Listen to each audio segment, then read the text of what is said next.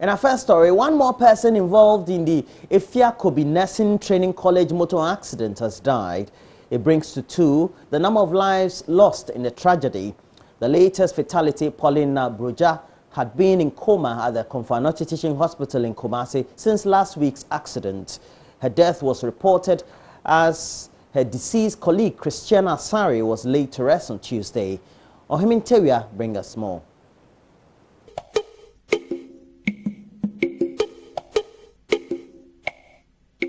Hundreds of mourners joined the bereaved family at Kokode to bid farewell to the deceased nurse trainee.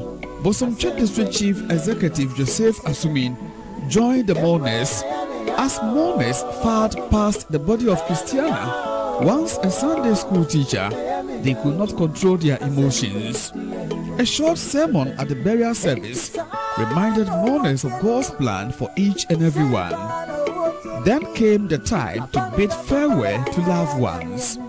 Men and women wailed uncontrollably as they watched the casket lowered into the grave.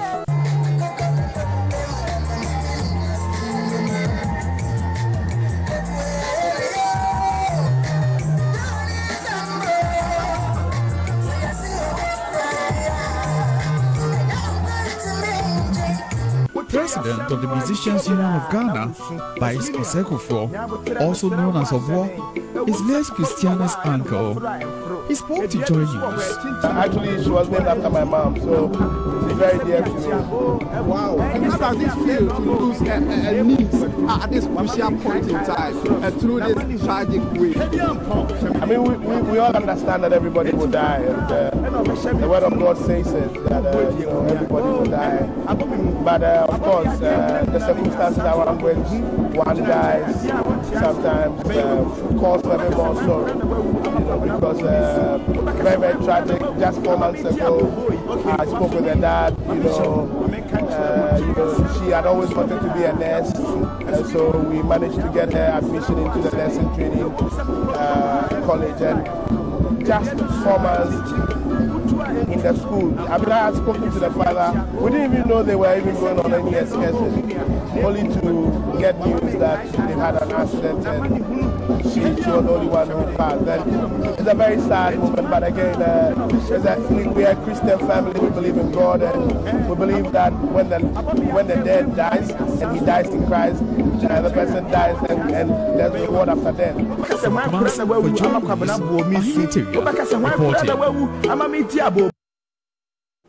And we'll bring you a lot more updates from that incident as we see that a lot more of them, those who survived, are recovering. Now let's move on. The Canadian government is helping women with their farming activities in the Upper West region, as well as with over 20,000 women or others expected to benefit. And the aim is to make the women food secure so they could take care of their families. Country Programs Manager of the Mennonite Economic Development Association, MEDA, Karen Welsh, explained that the initiative at a technology fanfare at WA would ensure that a lot more women get access. Upper West correspondent Rafik Salam reports. The technology fair organized by the Mennonite Economic Development Associates, MEDA, in collaboration with Greater Rural Opportunities for Women, GROW, brought together over a dozen women groups from the nook and cranny of the Upper West region. Women in the 3 northern regions has a difficulty of not only acquiring lands for farming, but equipment as well. The aim of the technology fair, according to the country programs manager of MEDA GROW, Karen Wells, is to give the women groups opportunity of not only seeing 9 different technologies, but would be able to buy them at subsidized price. Women are Africa, because women are the backbone of the agricultural sector. Without women, the world would stop growing, the world would stop moving. So why we're helping women is because usually women have no to little access to any type of land, and so they have to ask their husbands for land, and so what they get is usually the not so good piece of land, and then because we can come in and bring soybeans, which are great and support the soil because they are nitrogen fixating, we are able to help women produce between 2 to 800 kilograms of soybean. Over 20,000 women in the Upper West region are expected to benefit from the project, which is funded by the Canadian government. What we're trying to do is make sure that there's food security full year round. So what we're doing is working on soybeans so that we have women who have money so that they're able to purchase food throughout the year so they're not hungry. In addition to our soybeans, we do keyhole gardens, which is dry season gardening, so that we make sure that women find food throughout the years and their families are no longer insecure but have food throughout the year. And we're working with some of the most vulnerable people in all of Ghana in Upper West. We're able to have 2.5 million Canadian dollars into our tech funds. So this is what we're offering to the women of Ghana. Some of the items on display were trusses, trampoline, planters, soya grinders, and personal protective equipment. Upper West Regional Manager of Gratis Foundation, Hadrat Musa Haruna, spoke about the benefits the women will derive using the machines, especially the soya presses. The people's concern is always how to thresh the soybean because it's not easy to split the bean from its covering. So then we decided to come out with this machine that is called the soybean thresher. It's actually a multi-purpose thresher, but we have been able to make it suitable for only soybean. You can also turn it into a thresher for corn and rice. Reporting for JoyNews, Rafik Salam. Wow. We turn our attention to agriculture, and Parliament has summoned the Minister of Agriculture, Dr. Akoto Usrefriye, to appear before the House on Wednesday to answer an urgent question on what is being done to deal with the fall armyworm invasion of farms across the country. He was scheduled to appear before the House on Tuesday, but Majority Leader Oseche Mensabonsu told MPs he was out of the country. I think you are used to these shenanigans, right? I am of the candid opinion that an opposition group, properly so-called, should be responding to issues of merit and substance, not trivialities as they are doing. And I'll suggest to them that very soon they reduce themselves to sheer obstructionists in this country because they are not addressing matters of merit and substance.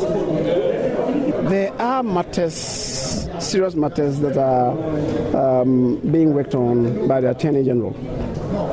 The Office of the Special Prosecutor is a serious bill that will soon come before Parliament. In fact, next week is coming. We're going to have to deal with it. The President had signaled for us to have 3 development authorities, the Northern Development Authority and the Middle Belt Development Authority and the Coastal Development Authority, to propel his agenda for national development, for equitable national development. Yesterday, in spite of myself, I was in serious turbulence. I had some tummy ailment. But in spite of that, I had to be at a cabinet subcommittee to deal with it. And today the President is putting finishing touches to it. I should think that before the end of this week, the 3 development authorities bill will be in the House. Even though we're going to have a very limited time available to us between now and August 2nd, we'll have to work extra hard to be able to put to pass those bills, the 3 of them, plus the office of... And the Member of Parliament for Myong, Mohammed Abdulaziz, has also filed an urgent question seeking answers on what government is doing to tackle the outbreak of fall armyworms, which are destroying large acreages of farmlands across Ghana. He told JoyNews the farmers were struggling as a result of the invasion, hence the question. You can understand that farmers, mostly peasant farmers, would go for some credit facility of a sort to go and do an acre or 2 only for this fall armyworm to attack their farms and ravage their farms they have nowhere to go to. And so I think that the Minister for Agri should come to the floor of Parliament to tell us what immediate actions that they are putting in place to deal with the outbreak of the fall armyworm. And to the extent that there was even the earlier promise, going back to promises with the fall armyworm invasion, that it was under control back in April when the minister addressed the press conference and indicated the outbreak, and it's gotten so very much out of hand. And so you just don't tell us that it is under control. You need to give us specifics. What policies, what projects are you putting in place to contain the outbreak of the fall armyworm?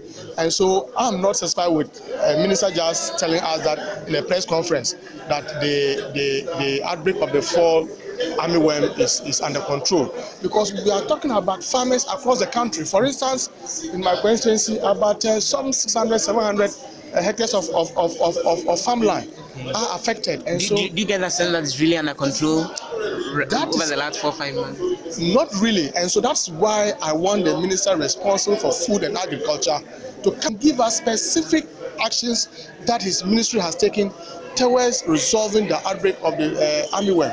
And so I'm not satisfied when he says that it's under control. I mean, any other minister would say that any other thing is under control, but to the extent of the control, we want to know. And so I'm looking for a little bit more details than just telling us that the outbreak of the armyworm is under control. But clearly, I'm not too happy with the conduct of government business 7 months into administration. In fact, I think the Agri Ministry has about 3 deputy ministers And then the minister himself, making it 4. There's another minister of state at the presidency, making it about 5 ministers and deputy ministers responsible for the agri sector. And none of them was on the floor to answer just a simple question on the remedial actions taken to resolve the outbreak of the armyworm. I think it doesn't speak well for our governance as a country. The Deputy Minister for Lands and Natural Resources, Barbara Oting-Jesi, says the recent tragedy at Pristia Nsuta, where a mine pit collapsed on 22 miners, is one other reason why illegal mining cannot be allowed to take place. Rescuers eventually gave up on the rest of the miners who had been trapped in the pit in the Western Region town for more than 4 days, having been able to retrieve only one body.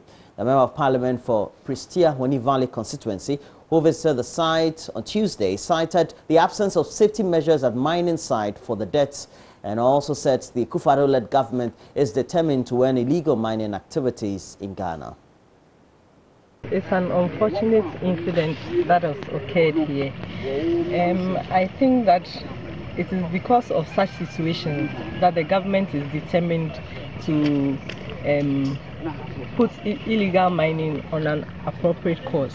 We all know that the activity that was going on here was an illegal activity. The engineering structure for undertaking the mining was not appropriate, for which reason we had this occurrence. The government is determined to make sure that appropriate structures are put in place to ensure that all mining activity are done appropriately to protect lives, to save the environment, and also to protect our water bodies. This is why we are putting in place the multilateral mining integrated project, which is to address galamsey activities in the country. The project is a multifaceted one. It's going to ensure that we comply with the laws. It's going to ensure that nobody does mining in our water bodies. It's going to ensure that degraded lands are restored, reclaimed, and we undertake tree planting projects on it, such that it will be ready for agricultural purposes in the near future. Over 200 people, mainly women at Pronyoro, a farming community in the Kasina-Nankana municipality of the Upper East region, have been trained in basket weaving, soap making, shea butter extraction and beekeeping to help empower them economically. This is under the Resilient and Sustainable Livelihood Transformation Project of the Canadian Feed the Children program. Upper East correspondent Albert Sori has more on this. Pronyoro is a small farming community in the Kasna-Nankana municipality of the Upper East region. The people here engage in subsistence farming, only enough to help their families survive. Their farming practices are mainly indigenous, with no approved farming methods nor farm inputs. However, all that is gradually changing through the Resilient and Sustainable Livelihood Transformation or RESULT project of the Canadian Feed the Children. Some of the community members here at Punyoro have been given improved seedlings and tractor services to improve the cultivation of their crops and enhance their yields. An alternative livelihood support program under the project has supported some women with ruminants and trained them on how to rear the animals and give them a better chance of survival. They gave me 2 animals, two sheep. Now I have 4. At first we didn't have manure so that we can fertilize our fields. But now with the help of the 2 animals, which are now 4, I can now get manure to fertilize my maize and then my grounds. At first we were getting lower yields. The women have also been exhibiting products they have made through the Alternative Livelihood Support Program. We got the knowledge, and the knowledge is helping us a lot. Not only this production, but we always go outside and make business, different one in our community for money. First of all, we learn how we have achieved the knowledge of it, and we always make it. When we make everything, we sell it in the community, at hotels and somewhere else. So because of that, first we don't know something like that, but now we know how to go outside and make make business. It helps us to stand in front of people and learn something outside and bring it into the community or the country. Punyoro is one of 68 communities in 5 districts of the Upper East region currently benefiting from the RESULT project of the Canadian Feed the Children. The project is funded by the Canadian government and is being implemented by local NGO, the Association of Church-Based Development Projects, ACDEP. It's a $19 million Canadian government-funded project that was 6 years. We're almost in the last year of the project, and it covered 21,000 vulnerable farmers, mostly women. About 70% of them were women, and we helped them with their crop production to increase the production, and then we gave them alternative livelihoods like basket making or livestock or some other things to help them through the dry season. The women have also formed associations and obtained training on how to save the income they generate and reinvest it in their trade. For Joy News, Albert Sori, reporting from Punyoro. Recently appointed Ambassador at Large, Dr. Edward Mahama, has fought off claims by members of his party, the People's National Convention, that he has betrayed the party's trust by accepting a government appointment, insisting that such claims were born out of ignorance. The leadership of the PNC, a party Dr. Mahama belongs to, are set to convene an emergency National Executive Council meeting to determine his fate. Dr. Edward Mahama, who was sworn in on Monday by President Nana Addo Dankwa Akufo-Addo as Ambassador at Large, explains to JoyNews Joseph Akablay he accepted the offer due to his love for Ghana. My ideology is Ghana. My ideology is not PNC or MPP or NDC. My ideology is Ghana, which means whatever will move Ghana forward, that's what I will do. That's why I left my lucrative practice in the United States to come back to Ghana, to offer my service to the nation that I was put in by God. I didn't choose to be born in Ghana. I was born in Ghana, which means God wants me to do something for this nation. And so in all these areas, I'm working for God. Yes. Well, some elements in the party were obviously in the know and encouraged me to go ahead with it. Others were not. But the proper thing, because, you know, when the president was forming his government, appointing people, names were bundled here and there. I waited for the confirmation. So I'm now going to call a meeting of the standing committee of the party, that's the day-to-day administrative body of the party, and inform them of what the offer is and what I'm going to be doing and how it may or may not impact on the party. If we were going to do a party-to-party alliance, then of course the party would have been involved in formulating its position vis-a-vis the MPP administration or manifesto. But this is not a party-to-party alliance. This is the president looking at me as an individual and saying, I want you to do some things for Ghana on my watch as president. I'm sure anybody called upon by the sitting president to do anything for Ghana, he didn't say, come and work for MPP. He said, come and be an ambassador of Ghana. I think it's an honor, and I thank him very much. So for those who are pushing for some sanctions for just joining the NPP in government, in quote, what do you have to say to them? First, they misunderstand the role that I'm going to play. Secondly, I will give them the chance and appear at the meeting that we will do. And after I have told the meeting what the position is, and they have had the chance to deliberate, I'm sure that I'll be vindicated. Well, great. We wish him all the best. But that's where we bring you to a close on the latest dose of the morning news update. We have a lot more news. We'll be reviewing the newspapers. We have a couple of them in the studio already. And then we'll look at the stories on the online portals. We'll go to myjoyonline.com, City FM. We'll go to the Africa page and possibly the world page. We'll follow that with JoyNews Benedict also coming with the latest sports headlines we have.